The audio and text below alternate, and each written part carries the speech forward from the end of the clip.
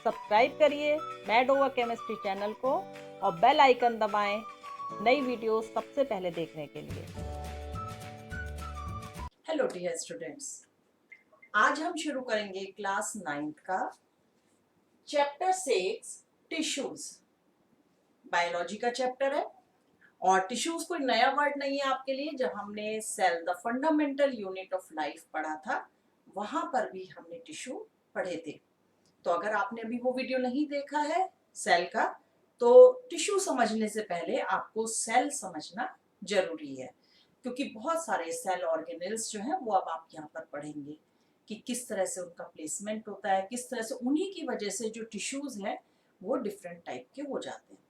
तो अगर आपने अभी तक सेल नहीं देखा है क्लास 9th का, तो आप उसको देखिए और फिर अभी इसको भी समझने की कोशिश करिए। तो टिश्यूज क्या होते हैं बच्चों? Tissue is a group of sales having similar origin, structure and function. Tissue क्या हो गए? ग्रुप ऑफ सेल्स हो गए जिनका स्ट्रक्चर भी सेम है, एक ही जगह से निकले हैं, वो एक ही जगह से ओरिजिन है उनका, और सेम फंक्शन है उनका। सेम स्ट्रक्चर है, सेम उसका ओरिजिन है, एक ही जगह से वो निकले हुए हैं, एक ही टाइप के सेल्स हैं, स्ट्रक्चर सेम है उनका एंड उनका फंक्शन भी सेम है। और इसकी स्टडी को, study of tissue is called histology. अब इसको हम और सिंपल वे में कैसे समझते हैं? देखो, बहुत ही इंपॉर्टेंट ये चैप्टर है और मुझे बहुत खुशी हो रही है आपको ये चैप्टर पढ़ाने में, क्योंकि अब आप 8th से 9th में आ गए हो। तो जब आप इस तरह के चैप्टर्स पढ़ने लगते हो तो इट फील्स कि अब आप बड़े हो गए हो, अब आप अच्छी एक आपका मैच्योरिटी लेवल जो है वो हाई होने लगा है, तभी आपका जो है ये चैप्टर इंट्रोड्यूस करा गया है। तो इसको समझने के लिए इंटरेस्ट क्रिएट करना पड़ेगा। प्लांट्स की स्टडी है, एनिमल्स की स्टडी है। एनिमल में भी हम अपने बारे में इसमें पढ़ेंगे कि जो हमारी जो बॉडी ऑर्गन्स हैं वो किस टाइप के टिश्यूज से बने होते हैं। तो इसके लिए आप सबसे पहले कैसे समझेंगे टिश्यूज को? मैंने आपको सेल में भी समझाया था कि इसका किस तरह से होता है। देखिए, जो सेल होती हैं, बहुत सारी cell, similar type of cell, उन सेल का क्या करेक्टरिस्टिक्स होंगी? सिमिलर ओरिजिन होगा, एक ही तरह की सेल्स होंगी, स्ट्रक्चर उनका सेम होगा, उनका फंक्शन सेम होगा। तो इस तरह की जब सेल है तो वो नंबर ऑफ सेल्स मिलकर के बनाती है टिश्यूज, और नंबर ऑफ टिश्यूज मिलकर बनाएंगे ऑर्गन। ये आपको याद रखना जरूरी है। ऑर्गन, जब बहुत सारे ऑर्गन मिल जाते हैं तो वो बनाते हैं organ system, and organ system मिल करके बॉडी फॉर्म करते हैं। तो ये एक ऑर्गेनाइजेशन होता है कि किस तरह से बॉडी फॉर्म हो रही है, और ये बहुत ही बेसिक होता है। देखो, सेल हमने पढ़ा था कि basic structural and functional unit of an organism, and the organism में बी प्लांट और एनिमल। तो इस चैप्टर में हम एनिमल टिश्यूज भी पढ़ेंगे और प्लांट टिश्यूज भी पढ़ेंगे। तो सिमिलर टाइप की जो सेल्स होती हैं, इसको आप इस तरह से और समझ लीजिए, बहुत ही नेचुरल वे में इसको आप समझो। ब्रिक्स है, ब्रिक्स आपने देखी है। तो जो ब्रिक्स हैं वो हो गई सेल। अगर एक ब्रिक हम ले रहे हैं, उसको आप रिजेंबल करिए सेल से, ठीक है।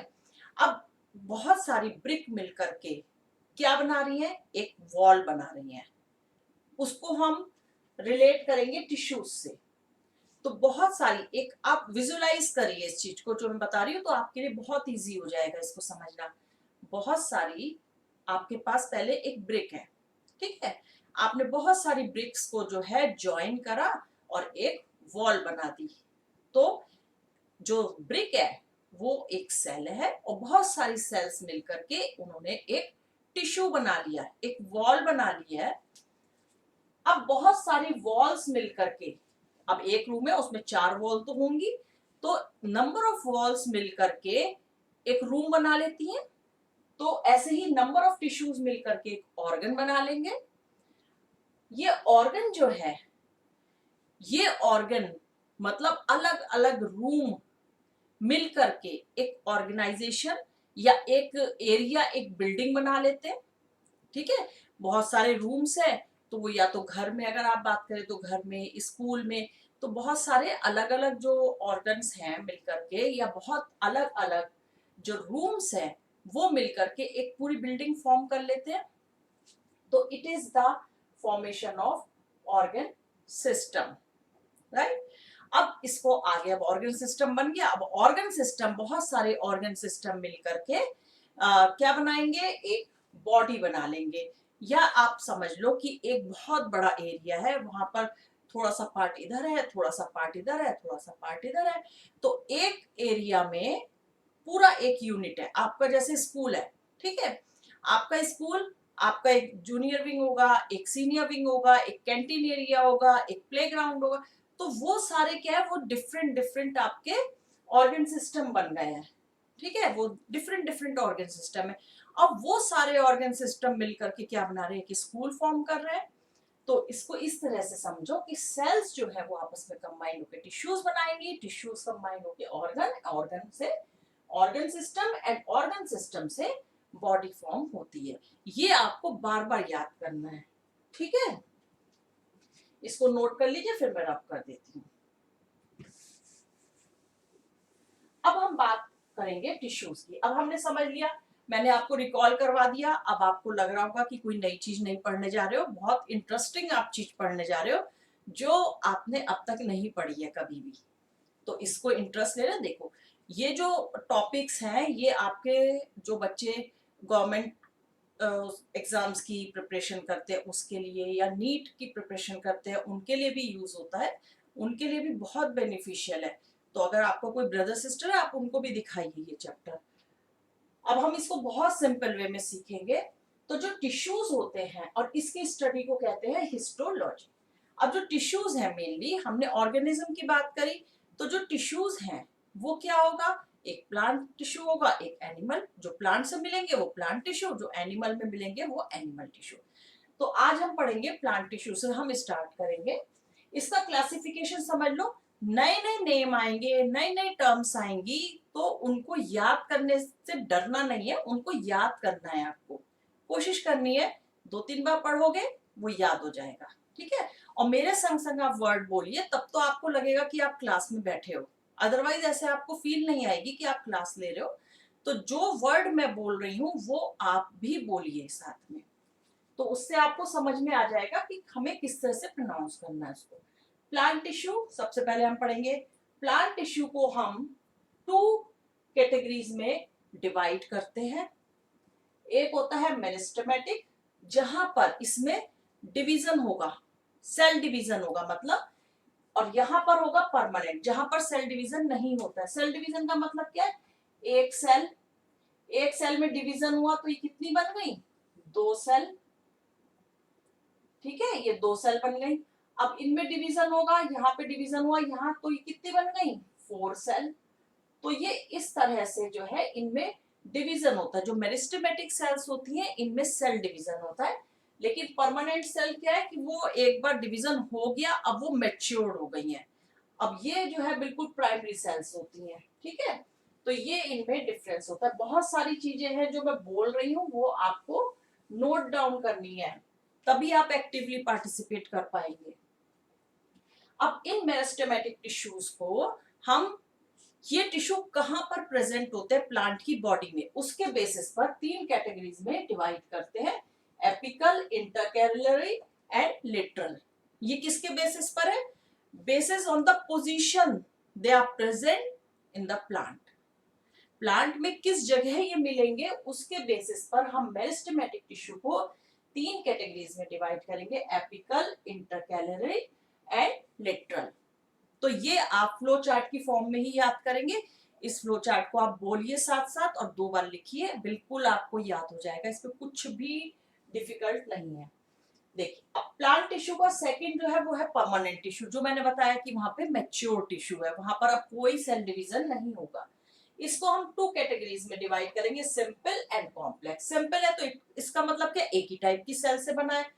कॉम्प्लेक्स है तो 2 या 2 से ज्यादा सेल से मिलके बना होता है, टाइप्स ऑफ सेल्स से।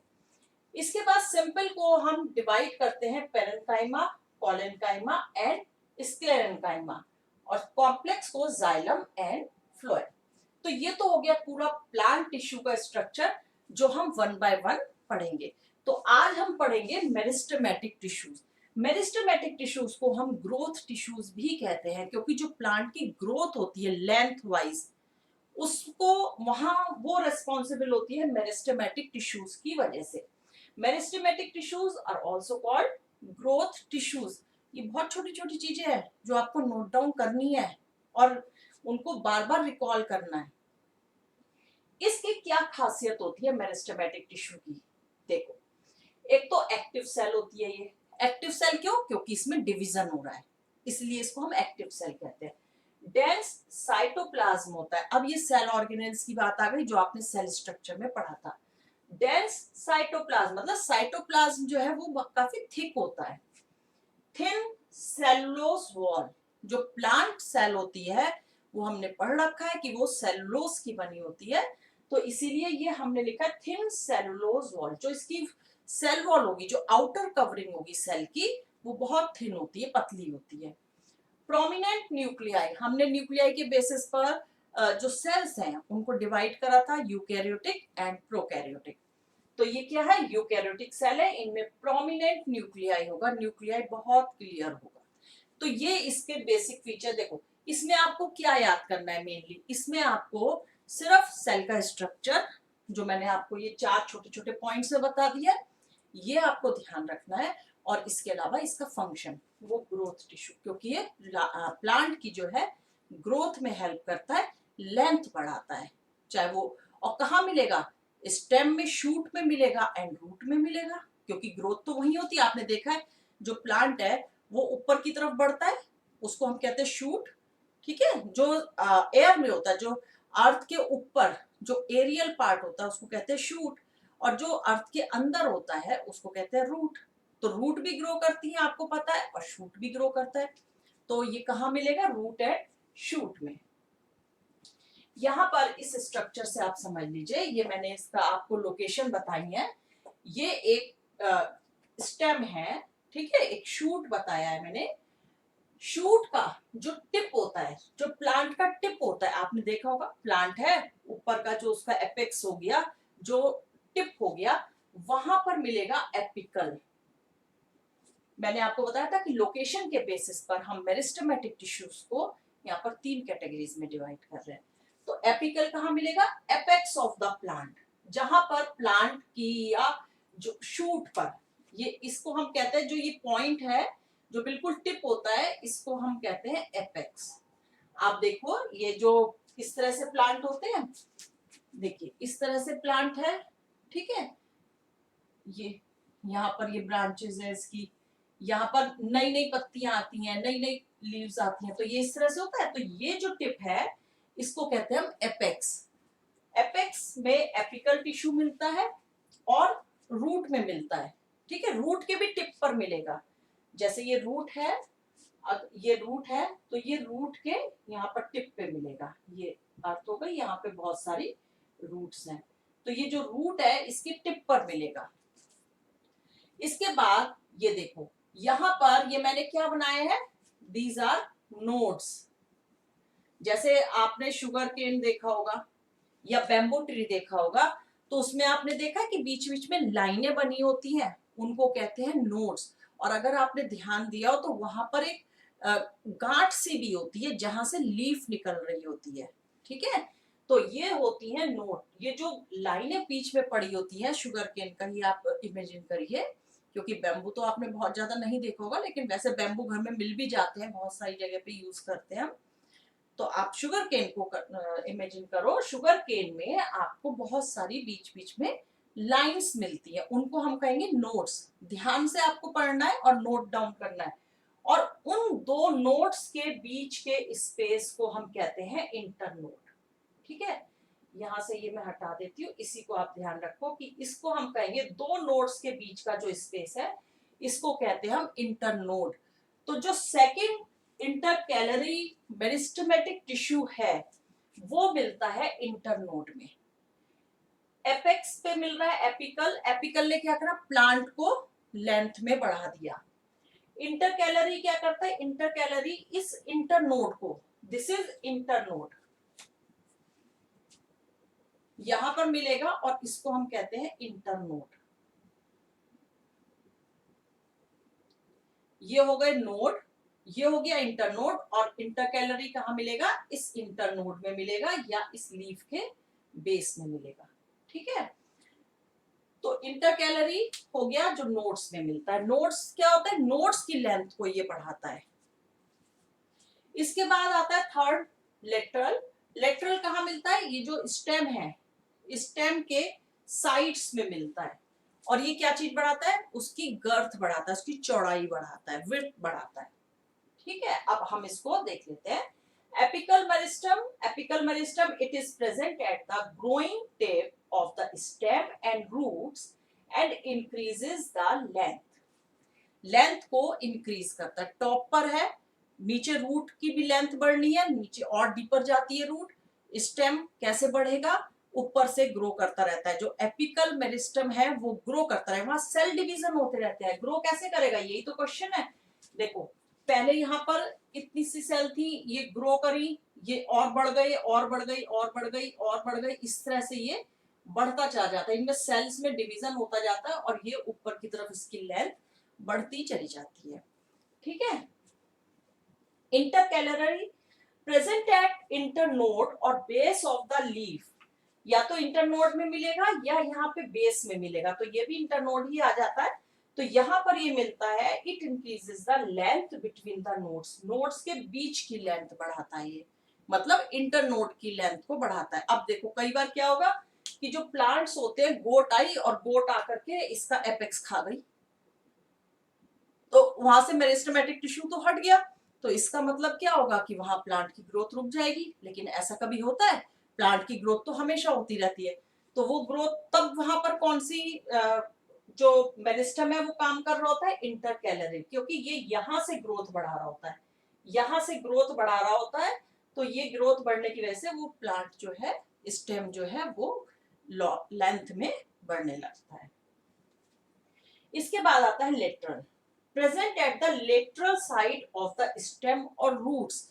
अब पतला पतला तो रहेगा नहीं स्टेम, ना रूट्स पतले रहेंगे, उनको थोड़ा सा मोटा करना होता है, उनको गर्थ, देखो नए वर्ड्स हैं, गर्थ का मतलब होता है and increases the girth, girth का मतलब होता है विड्थ, मतलब चौड़ाई। चौड़ाई में अगर प्लांट को, स्टेम को और रूट को चौड़ाई में बढ़ाना होता है, तो वो कौन बढ़ाता है, लेटरल, ये यहाँ पर मिलते हैं साइड में। जब इनमें ग्रोथ होगी तो ये इस तरह से फैलते हैं। ठीक है, इसमें लेटरली ग्रोथ होती है, ऐसे नहीं होगी, लेटरली ग्रोथ होगी, तो ये क्या, यहाँ से स्टेम जो है ये बढ़ने लगेगा। रूट भी आप देखो, जितने पुराने ट्रीज होंगे उनकी रूट्स कितनी मोटी मोटी हो जाती हैं, ऐसी जो स्टेम है वो नीचे से कितने चौड़े हो जाते हैं, क्योंकि वो जो लेटरल उनमें मेरिस्टम है वो नीचे की साइड है, और लेटरली उसको जो है गर्थ को इंक्रीज करता है।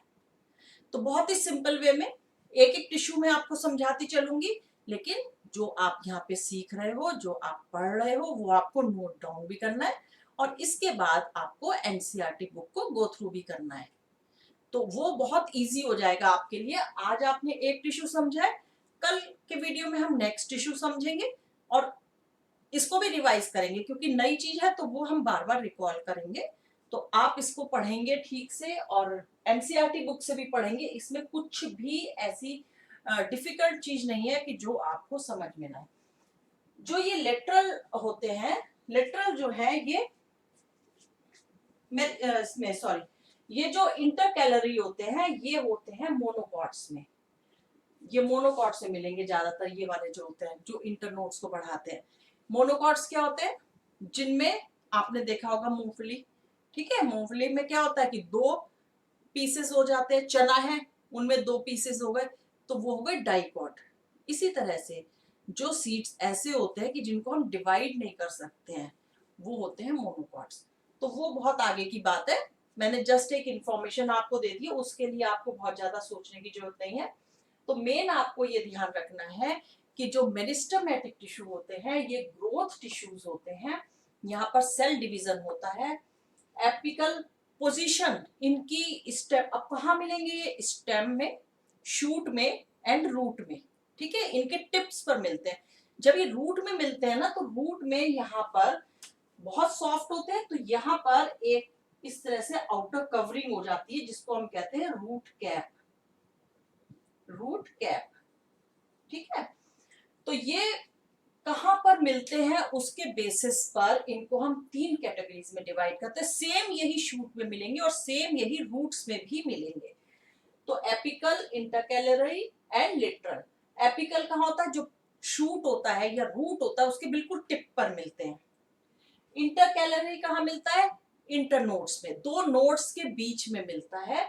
और लिटरल कहाँ मिलेगा, lateral side of the stem या रूट, और ये इसकी गर्थ को बढ़ाता है। ये दोनों लंबाई बढ़ाते हैं और ये चौड़ाई बढ़ाता है। तो ये पूरा मेरिस्टेमेटिक टिश्यू हो गया, बिल्कुल सिंपल, कहीं पर अटकने की जरूरत नहीं, बिल्कुल सिंपल है। सिर्फ इसकी आपको फीचर्स और फंक्शंस पता होने चाहिए। ये डायग्राम आपको ध्यान रखना है, इसकी प्रैक्टिस करनी है। बहुत ही इजी वे में हम करते जाएंगे इस चैप्टर को, और at the end of this chapter आपको बहुत अच्छा लगेगा और लगेगा ही नहीं कि इतना टफ चैप्टर था या आपने कोई नई चीज पढ़ी थी। नेक्स्ट वीडियो में आप पढ़ोगे परमानेंट टिश्यू, ठीक है। तो परमानेंट टिश्यू में भी हम पहले पढ़ेंगे सिंपल टिश्यू और उसके बाद हम पढ़ेंगे complex tissue. So till then keep studying, stay safe and thank you for watching the video.